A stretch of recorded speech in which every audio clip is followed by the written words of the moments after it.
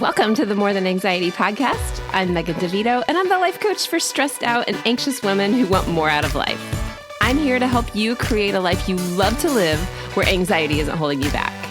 Get ready for a lighthearted approach to managing anxiety through actionable steps, a lot of truth talk, and inspiration to take action so you walk away feeling confident, calm, and ready to live. Let's get to it. Welcome to episode 69 and 2024.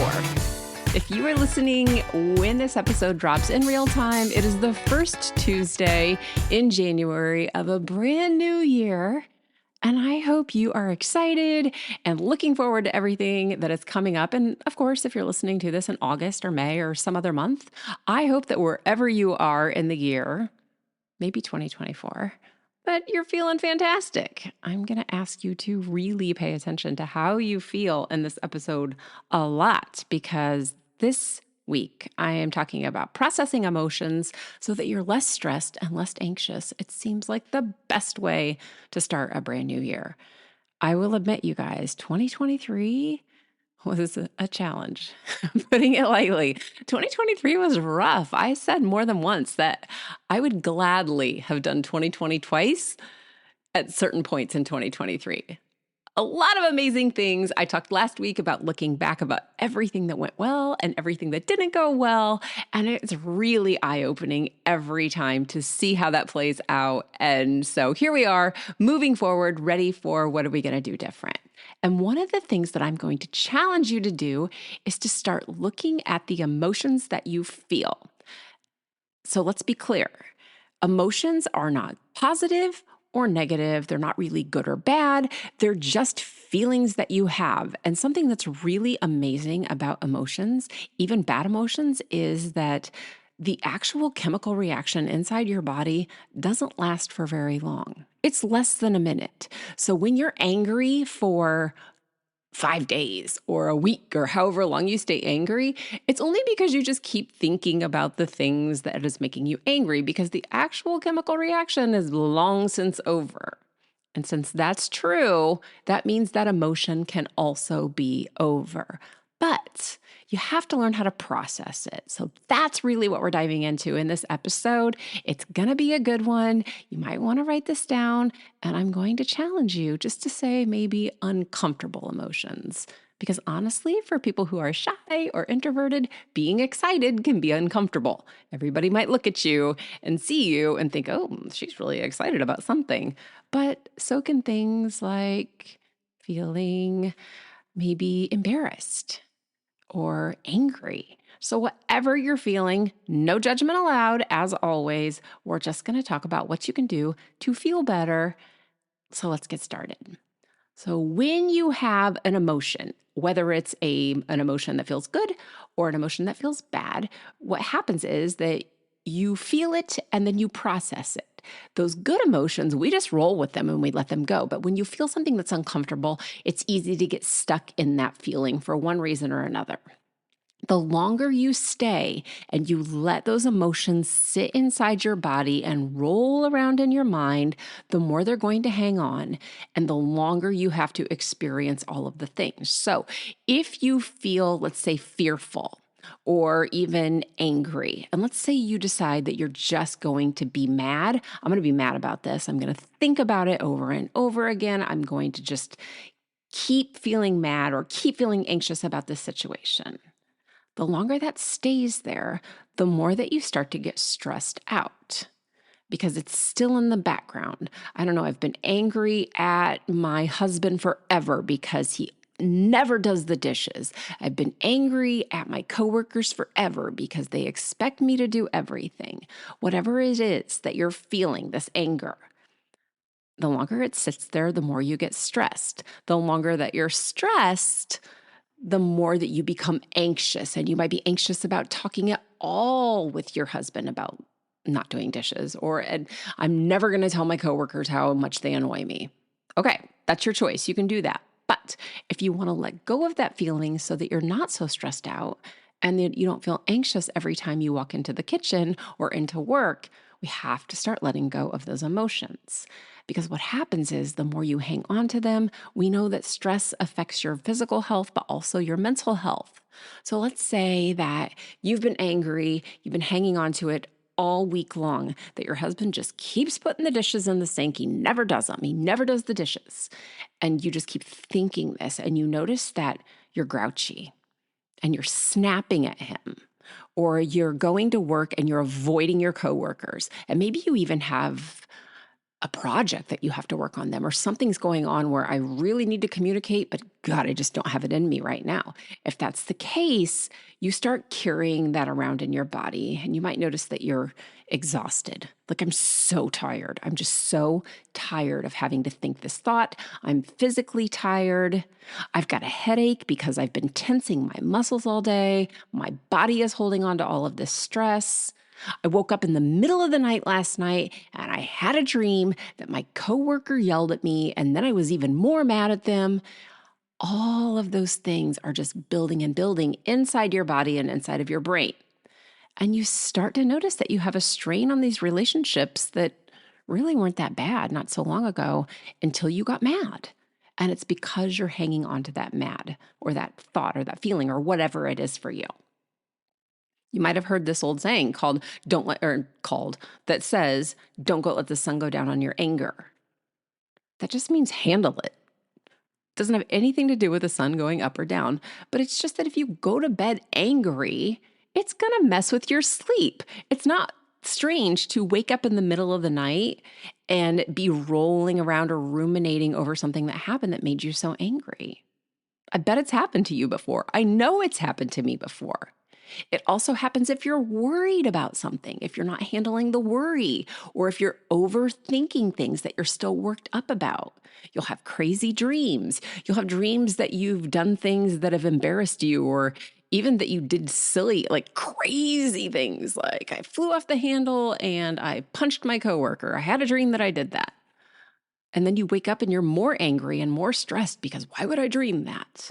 It's just because you're hanging on to those uncomfortable emotions, whatever they are. So when that happens, here are some ways that people really try to not have to feel those emotions. And the key to being able to process them is to be able to feel them. We'll get to that in just a second. But what you might notice that you're doing instead is that you just ignore the feeling. That's fine. I'll just pretend like I don't care. You know what? I'm going to fake being happy at work today. I'm going to be like, oh, everything's great. I hope you have a great day too. And in the back of your head, you're like, I hope you just like choke on your coffee. Or I hope that I hope that you get found out for what a liar you are. Whatever the thought is, that angry thought that you don't really wish those horrible things on people, but you're just so mad and hanging on to it that you're not going to deal with it, but you fake it. So you ignore it or you push those feelings down. Another thing you might do is you just completely steer clear of any situation that will trigger an uncomfortable emotion. So this could also be true for big triggers that might make you feel anxious. So for example, let's say that you have a trigger that makes you feel anxious and that you say, okay, well, let me think of a situation here. Let's say that anytime you go to work, you feel anxious because you're afraid that somebody's going to call you out on what you're doing and say, hey, you know what? You're not doing this right. And it makes you feel inferior, or it makes you feel frustrated, or it makes you feel stressed out and anxious and fearful and all of those things. So what happens is in your head, you think it's this specific person, maybe your boss. Let's just say you're afraid your boss is going to call you out on something. So you strategically dodge your boss. Like you see your boss coming and I have to go to the bathroom, or, oh, I need to go make a copy, or, oh, I was just getting ready to go do this other thing with this other person. And you're always dodging your boss because you're afraid that this thing is going to happen. Because remember, anxiety is not necessarily rational, and it doesn't even mean your boss is actually mad at you, but you have this trigger. Your boss triggers you and you don't want to deal with them. So what you do is you just avoid your boss altogether. And even though that feels good in the moment, like, yeah, he can't yell at me if he doesn't see me, or he can't call me out if he doesn't see me, You feel like you're dodging this bullet or something, but you've actually missed out on an opportunity to see that even though you have this anxious thought or you have this anxious feeling, that nothing really happened. Your boss wasn't actually upset with you to begin with. You were just afraid of that, or you were afraid of having to deal with or listen to anything they might have said. So you didn't teach yourself anything other than to avoid it again. That's what happens when you start steering clear of situations or people that trigger these really uncomfortable emotions for you. And another way that you might be coping with these uncomfortable emotions is to not feel them at all. So it's one thing to be angry and to sit in the anger and to hold on to the anger and just say, you know what, I'm going to let myself be angry. I'm just going to hold it right here in my stomach. I'm going to be angry and I'm just going to sit in it and be that way. I'm just going to let it, I'm going to push it away as much as I can. Another way that people kind of push it away though is to drink too much, or grab a cigarette, or do something else entirely. I mean, whatever it is that you use to distract yourself, and it could even be something as simple as Netflix. You can abuse Netflix, right? We definitely abuse social media, but whatever it is that distracts you from actually feeling that emotion and letting yourself move through it is just making it worse. It makes you feel better for the short term. You get some temporary relief, but it just makes it last longer. So this is what I'm going to challenge you to do. Are you ready? The first thing is that you just have to be mindful. And you might say, oh, there's that word again, mindful. I have no idea what that means. Mindfulness just means pay attention to what's going on around you and pay attention to what you think and how you feel. It's just being present and aware of whatever emotion it is, again, without judging yourself. You can feel angry and rage, and you can feel jealous, and it doesn't mean anything about you except for you're a human being who's having an emotional reaction to something that you thought about. It's okay. It doesn't mean you're a bad person. It doesn't mean that you're a spiteful, raging bitch coworker. It doesn't mean any of that. It just means that you have a negative emotion. So you have to be mindful and just be aware that oh, I feel really jealous of this person. Okay, that's a great step one. The next thing I want you to do is just to look back at what's going on and figure out what actually made you feel that negative emotion. What really happened that made you that angry? What really happened that made you feel so anxious? What did you think about it? Oh, isn't it crazy that when I think about talking to my boss, I feel so anxious because one time, a long time ago, I had this other boss that told me that I was a slacker. Maybe that's your story, maybe it's not. But really get curious that oh, isn't it funny that now every time I have to talk to this person, I feel jealous because this one thing happened. So the first thing we're going to do is we're going to notice how we feel. We're just going to be mindful. Okay, right now I'm really scared. Right now I'm really jealous. Right now I'm really angry, whatever that is. And then we're going to try to figure out what happened to make me feel that way? Oh, my husband left a dish in the sink again. The next thing you have to do though is you really need to say, okay, what am I going to do about it? And if your answer goes back to, I'm going to ignore it or push it down or completely avoid it or to distract myself, back it on up because we're not going to do that anymore. We're taking a new